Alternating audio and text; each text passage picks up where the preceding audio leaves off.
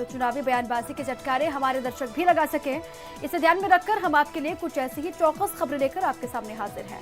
तो चलिए आपको लेकर चलते हैं चुनाव की चौकस खबरों के सियासी सफर पर।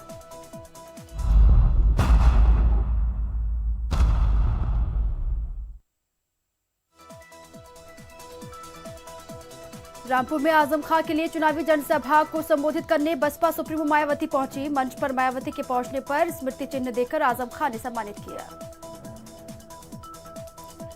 रामपुर में मायावती ने आजम खां के लिए जनसभा को संबोधित करते हुए प्रदेश सरकार को किसानों के मुद्दे पर घेरते हुए कहा कि प्रदेश की सरकार की गलत नीतियों की वजह से छोड़े गए आवारा पशुओं ने किसानों को सबसे ज्यादा नुकसान पहुंचाया। देश के किसान तो इस सरकार में शुरू से ही अपनी विभिन्न समस्याओं को लेकर काफी ज्यादा दुखी रहे हैं। बीजेपी की सरकार ने अपने छोड़े गए आवारा जानवरों व पशुओं के जरिए इनको और भी ज्यादा बर्बाद करके रख दिया है। रामपुर में आजम के लिए प्रचार करते हुए मायावती ने कहा, पूरे देश में बीजेपी सरकार में दलितों और अन्य पिछड़े वर्ग का शोषण हुआ है।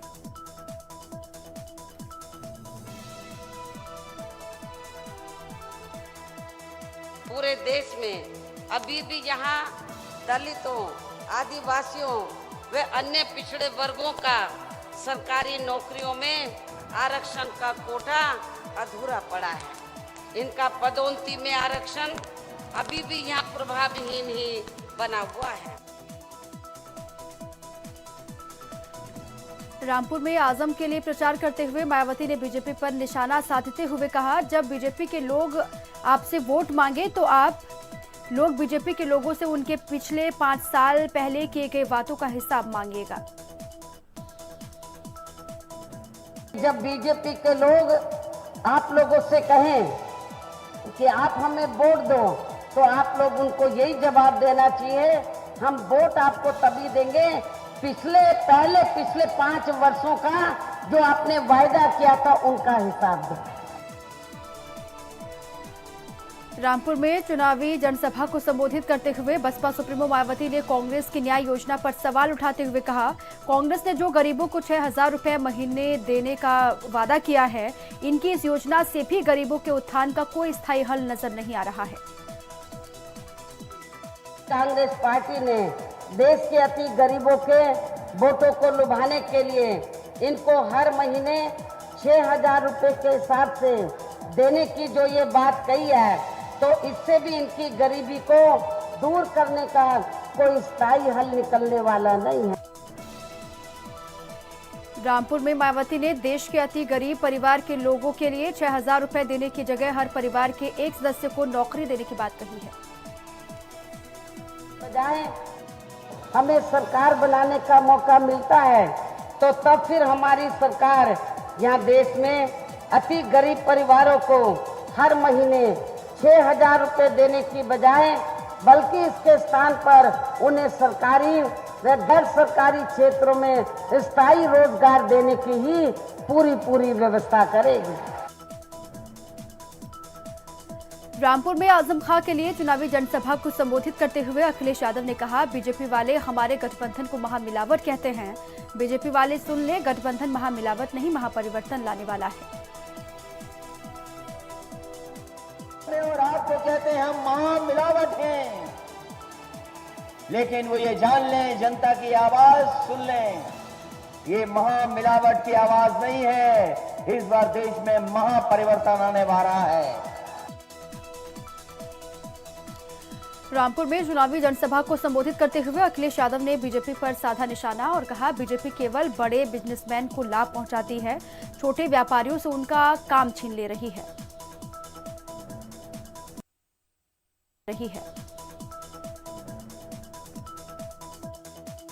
जो किराना बाजार लगाते हैं, हो सकता है उनकी दुकानें भी बंद हो जाएं, क्योंकि भारतीय जनता पार्टी जो फैसले ले रही है उसमें बड़े लोगों को लाभ पहुंचाने के लिए और हमारे छोटे दुकानदारों को बर्बाद करने के लिए।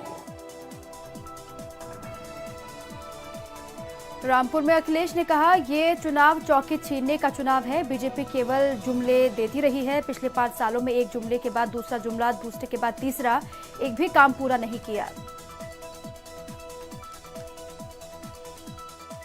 इस बार ये चुनाव चौके छीनने का भी है। एक जुमले के बाद दूसरा जुमला, दूसरे जुमले के बाद तीसरा जुमला। भारतीय जनता पार्टी ने जितने जुमले छोड़े हैं, अगर एक भी पूरा हुआ तो बताइए आप। रामपुर में लोकसभा चुनाव के लिए वोट मांगते हुए फूट फूट कर रो पड़े आजम खां। कहा 23 मई को हर एक बात का हिसाब लेंगे। क्या इंतजार होगी जुल्म की? जाकर देखो रामपुर शहर छावनी बना हुआ है, दरवाजे तोड़े जा रहे हैं गरीबों के घरों के। गरीबों के घरों में कहाँ पैसा मिलेगा? पैसा तो कोई और बांटेगा, मैं तो मोहब्बत बांटूंगा। और है क्या मेरे पास? चंदे से लड़ा हूं, ये चुनाव मेरे पास नहीं है। मैं नहीं लड़ना चाहता था ये चुनाव, मुझे काहे के लिए तैयार किया इस चुनाव को लड़ने के लिए?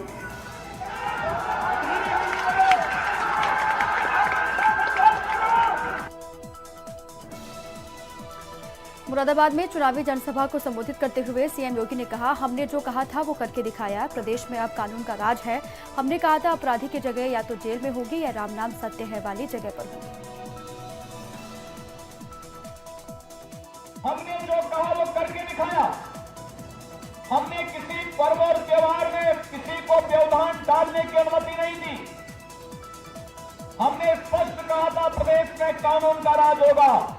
अपराधी या तो जेल के अंदर होगा या फिर अपराधी की जगह राम नाम सत्य है कि नहीं होगी।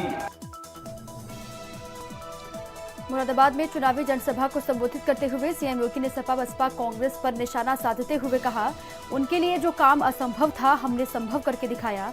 उनके समय में भ्रष्टाचार था, अराजकता थी, विकास नहीं था, हमने सब सही करके दिखा दिया। हमें लगा अवैध बूचड़खाने बंद होने चाहिए, हमने बंद करके दिखाया।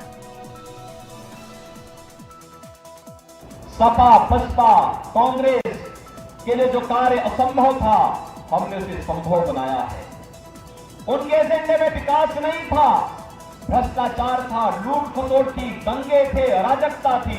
हम लोगों ने तो तय किया, हमारी सरकार आई, हमने कहा अवैध बूचड़खाने बंद करेंगे। हमने एक झटके में अवैध बूचड़खाने बंद करवा दिए।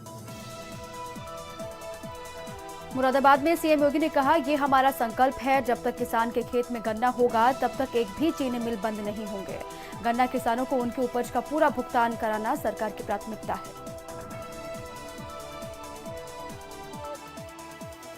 ये हमारा संकल्प है, जब तक किसान के खेत में गन्ना होगा एक भी चीनी मिल बंद नहीं होगी। और इसी सीजन में गन्ना किसानों के गन्ना मूल्य का भुगतान चीनी मिलों को करना होगा, अन्यथा उनको जेल भेजने में कोई गुरेज नहीं होगी सरकार। सीएम योगी ने जनसभा को संबोधित करते हुए कहा, मैं चंबल में माता खेड़ा देवी के मंदिर में गया था। वहां के महंत ने मुझसे बताया था कि सपा के प्रत्याशी यहां आए थे लेकिन मंदिर के अंदर नहीं गए। हमारे मजहब के विरुद्ध है, हम मंदिर में नहीं जा सकते, ऐसा कहा गया।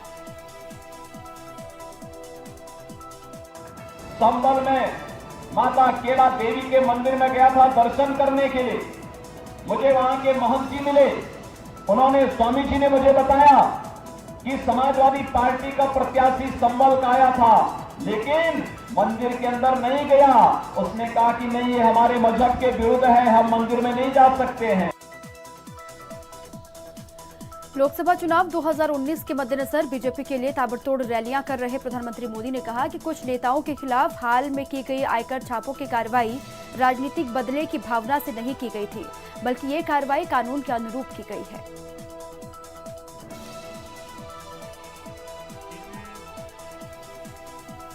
पीएम मोदी ने बिहार रैली में भारत तेरे टुकड़े होंगे कहने वाले गैंग के लोगों पर निशाना साधते हुए कहा कि जो लोग ऐसा कहते हैं और जो इसका समर्थन करते हैं वो देश के विकास के लिए कुछ भी सोच नहीं सकते।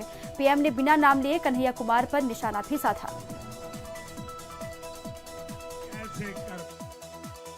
इन्हें भारत माता से दिक्कत होगी, जो भारत तेरे टुकड़े होंगे ये नारे लगाने वालों के साथ जाके खड़े हो जाते हैं, वो भारत के विकास के लिए साधना भी कैसे कर पाएंगे। पीएम मोदी ने बिहार में गठबंधन की रैली में कहा, किसी भी जाति और पंथ से पहले हम भारतीय हैं और ये हमारी पहचान है।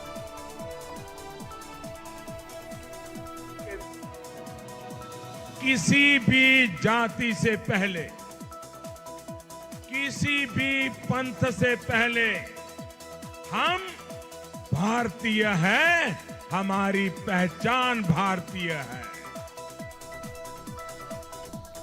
बिहार में गठबंधन की रैली को संबोधित करते हुए पीएम ने एक बार फिर जनता को सर्जिकल स्ट्राइक और एयर स्ट्राइक की याद दिलाते हुए कहा, देशभक्ति की भावना क्या होती है ये आपने उरी हमले में देखा था, पर कड़े फैसले लेने की क्षमता को आपने बालाकोट एयर स्ट्राइक में देखा।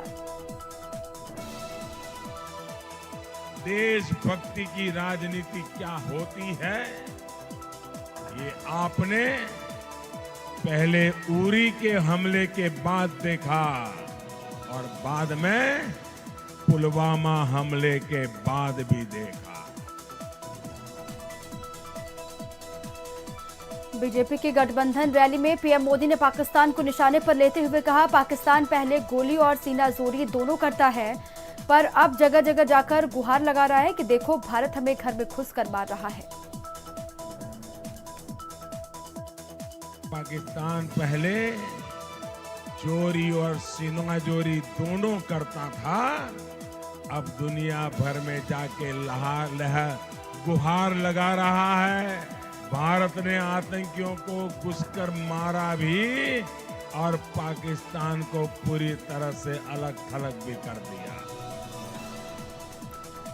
बिहार में चुनावी जनसभा को संबोधित करते हुए कांग्रेस अध्यक्ष राहुल गांधी ने पीएम मोदी पर निशाना साधते हुए कहा, पीएम ने अनिल अंबानी को फायदा पहुंचाने के लिए 30,000 करोड़ का लाभ अनिल अंबानी को पहुंचाया है।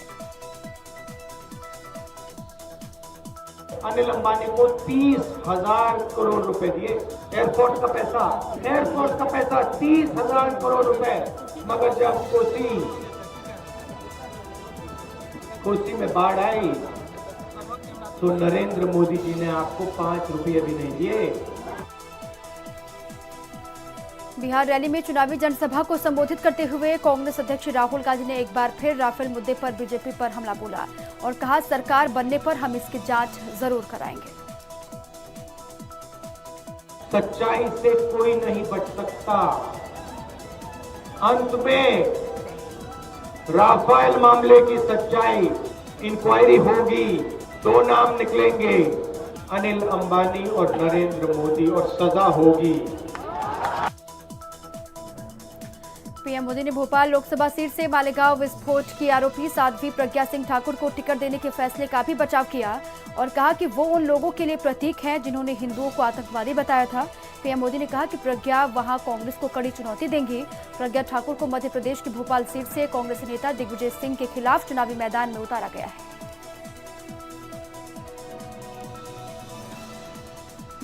महाराष्ट्र के मुख्यमंत्री देवेंद्र फडणवीस ने कहा है कि भाजपा उम्मीदवार और मालेगांव विस्फोट मामले की आरोपी प्रज्ञा सिंह ठाकुर को एटीएस के प्रमुख रहे दिवंगत हेमंत करकरे पर विवादित बयान नहीं देना चाहिए था।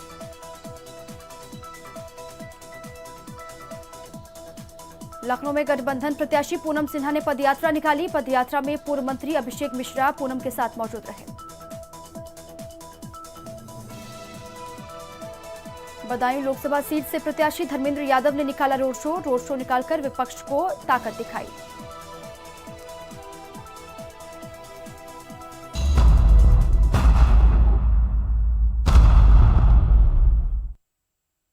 सपना